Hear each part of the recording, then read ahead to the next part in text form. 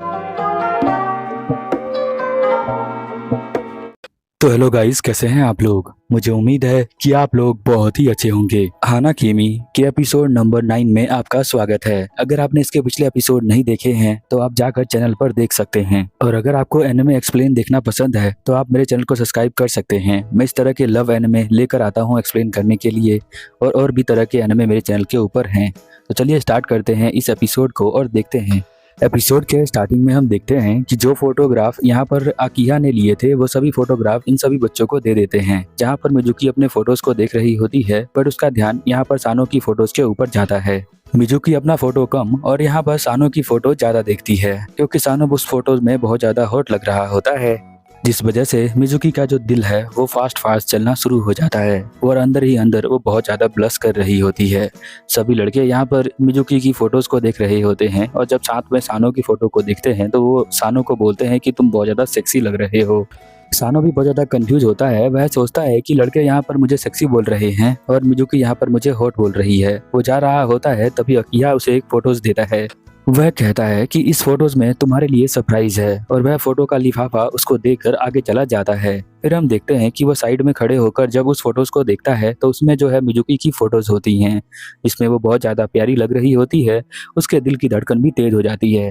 Akio यहाँ smile करते हुए सभी से पूछता है कि तुम्हें तुम्हारी फोटोग्राफ्स कैसी लगी, जहाँ पर मिजुकी और उसके दोस्त कहते हैं कि ज्यादा अच्छी लगी है। यहाँ पर मिजुकी कहती है कि मुझे तो इंटरेस्ट आ गया है फोटोग्राफी के अंदर। मुझे लगता है कि फोटोग्राफी के अंदर बहुत ज्यादा स्कोप है, और मुझे भी एक तरह का मॉडल बनना चाहिए और लोग मेरी फोटो खींचे। अकिया उसे कहता है कि ये तो बहुत ही अच्छा ख्याल है, तुम अच्छे से मॉडल बन सकती हो।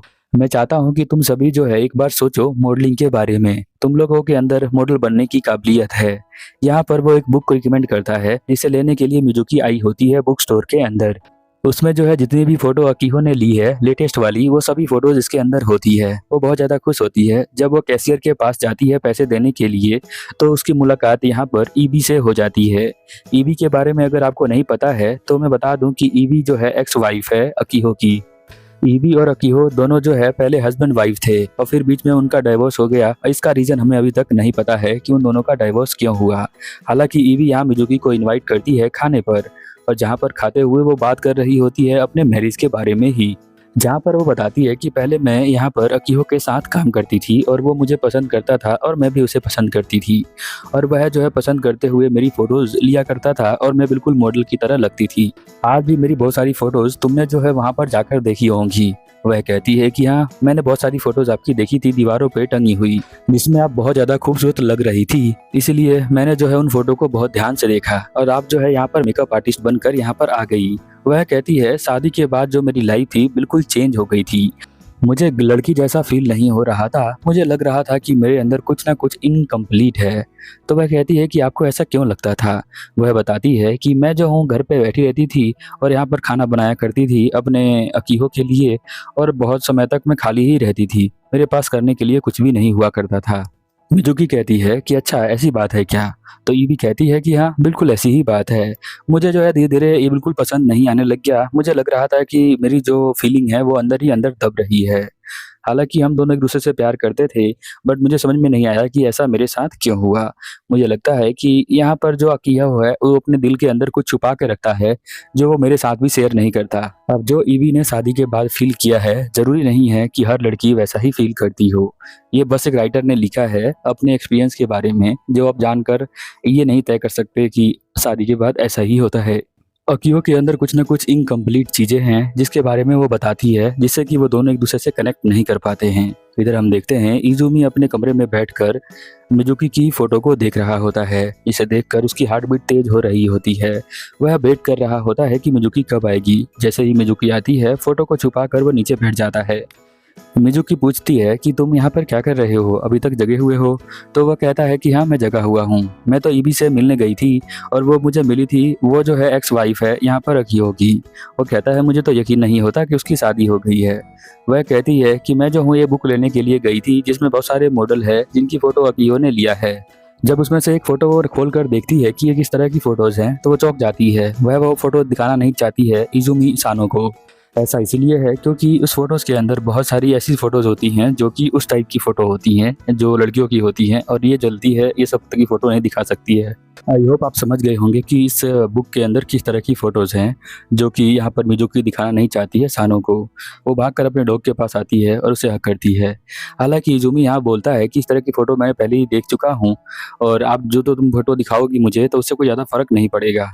फिर भी मिजुकी यहाँ पर वो फ़ोटोज़ उनको नहीं दिखाती है। फिर अगले दिन हम देखते हैं कि क्लासरूम के अंदर सभी लोग खाना खा रहे होते हैं।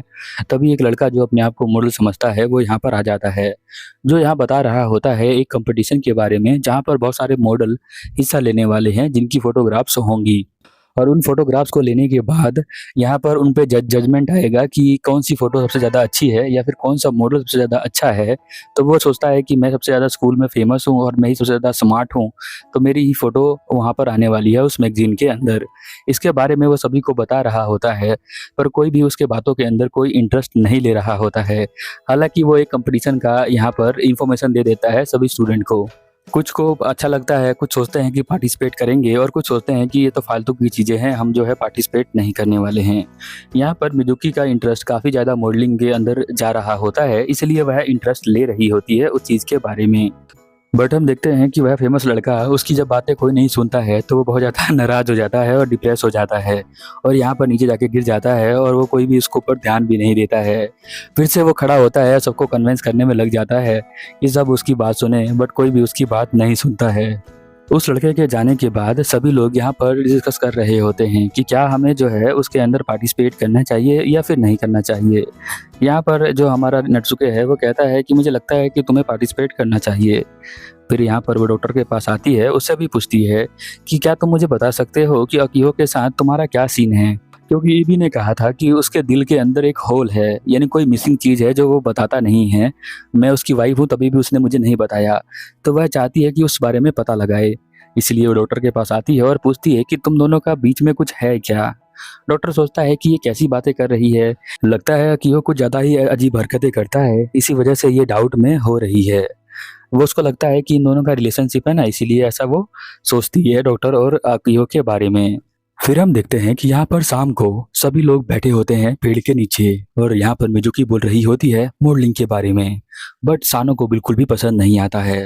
वो कहता है मॉडलिंग मुझे बिल्कुल भी पसंद नहीं है, मैं तो हाई जंप में इंटरेस्ट रखता हूँ और मैं वही करने वाला हूँ।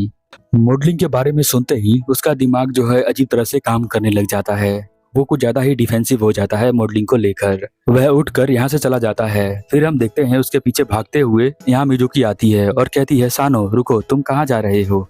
मैं तो ऐसे ही बोल रही थी मॉडलिंग के बारे में, मुझे एक बार ट्राई करना था, तुम किस बात को लेकर चिंता में हो? तभी हम देखते हैं कि अकीहो उसके पीछे आता है और कहता है कि ये जो है मॉडलिंग के अगेंस्ट है, मुझे पता है ऐसा क्यों है।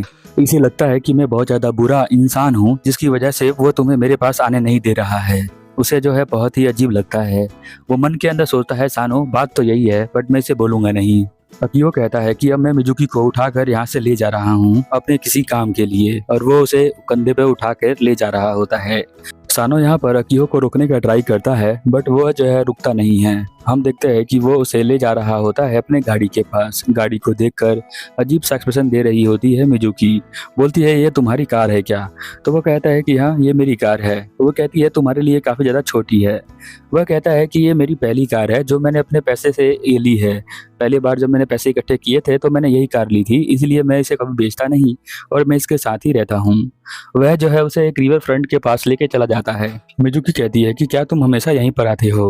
तो वह कहता है कि हाँ मैं हमेशा। इंसान जो होता है बहुत ज़्यादा एक्सप्रेसिव हो जाता है, जिसके अंदर वो रोना और स्माइल करना, दुख दर्द सभी चीज़ें उसके चेहरे पर दिखती हैं, और वह जो है बेस्ट लेवल की चीज़ें होती हैं।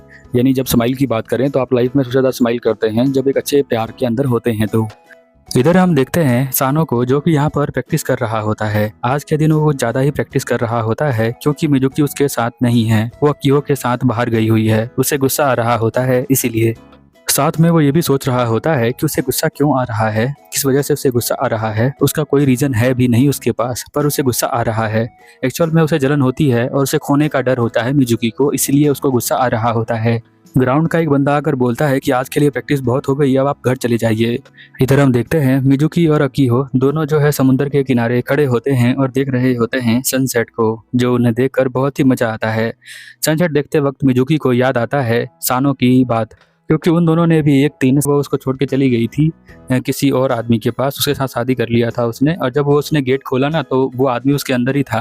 तो उसने कहा कि ये पता नहीं किसका बच्चा है। मिजुकी उसे समझाती है कि तुम्हें मरना नहीं चाहिए, बल्कि तुम्हें ये दिखाना चाहिए कि तुम अपनी मॉम के बगैर भी यहाँ पे बहुत अच्छे से रह सकते हो, स्माइल कर सकते, ताकि तुम्हारी मॉम को तुम्हारे ऊपर गर्व हो। जब भी वो देखे और उसे एहसास हो कि हाँ मेरा बेटा बहुत ज़्यादा स्ट्रांग है और वो अकेले भी अपनी ज़िंदगी को जी सकता है। फिलहाल के लिए वो खाना खाकर यहाँ से घर के लिए वापस चले जाते हैं और वह जो है उसको हॉस्टल में छोड़ देता है। इधर जो है सानो जगह होता है और वो उसका वेट कर रहा होता है। वो आती है और वो कहती है कि अरे तुम अभी तक जगे हुए हो। अब वो यहाँ पर कहता है कि नहीं मैं सोने जा रहा हूँ, तुम आ गई। वो बोलती है कि हाँ मैं आ गई। यहाँ पर वो एक साथ फ़ोटो लेकर आई होती है, जिस फोटो को वो देखकर बहुत ज़्यादा खुश हो जाती है, क्योंकि ये फ़ोटो यहाँ पर अकीहो ने दिया हुआ था। उस फोटो में जब वो देख रही थी सानो को तो ऐसा लग रहा था कि वो उससे बहुत ज़्यादा प्यार करती है। कोई भी उस फोटो को देखकर यही बोलेगा। फिलहाल के लिए मिजुकी यहाँ पर सोच रही होती है कि वह मॉडलिंग के लिए दोबारा ट्राई करेगी। आपको ये एपिसोड कैसा लगा, मेरा एक्सप्लेनेशन कैसा लगा, आप प्लीज़ नीचे कमेंट में बताएं। मिलते हैं आपको अगले एपिसोड में, तब तक के लिए ओवर एंड आउट।